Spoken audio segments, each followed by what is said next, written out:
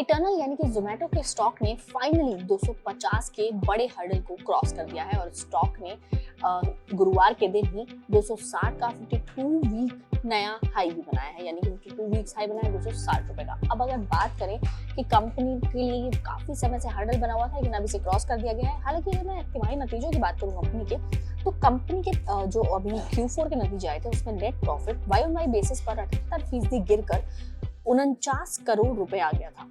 इसके अलावा कंपनी का जो रेवेन्यू फ्रॉम ऑपरेशंस था वो ईयर ऑन ईयर बेसिस पर बढ़ा था, 64% बढ़कर 5,833 करोड़ तक पहुंच गया था। लेकिन इसके बावजूद स्टॉक में पिछले कुछ समय से अच्छी तेजी देखने को मिल रही थी। अब इस तेजी में आपको क्या करना चाहिए, यानी कि ये स्टॉक ने जब हर्डल क्रॉस कर दिया है तो आपको इसे बाय करना चाहिए या नहीं, ये हम जानते हैं एक्सपर्ट से। टनल में एक क्लियर कट ब्रेकआउट है। काफी समय से हम देख रहे थे कि 250 पे स्टॉक रेजिस्टेंस फेस कर रहा था, करीब 6 महीने हो गए, लेकिन फाइनली 250 के ऊपर निकला है। तो I think next target potentially 300 के आसपास का हो सकता है। करंट लेवल्स पे खरीदारी की जा सकती है।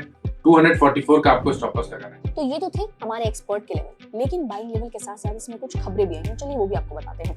दरअसल CLSA ने एक रिपोर्ट जारी की है जिसके मुताबिक जोमेटो का जो क्विक डिलीवरी प्लेटफॉर्म है यानी कि ब्लिंकिट, उसके वीकली यूजर बेस में मई तक 30 बिलियन के पार पहुंच गया है उसका यूजर बेस। और ये बहुत बड़ा आंकड़ा है क्योंकि जो जोमेटो का यूजर बेस है वो 30.7 मिलियन का है।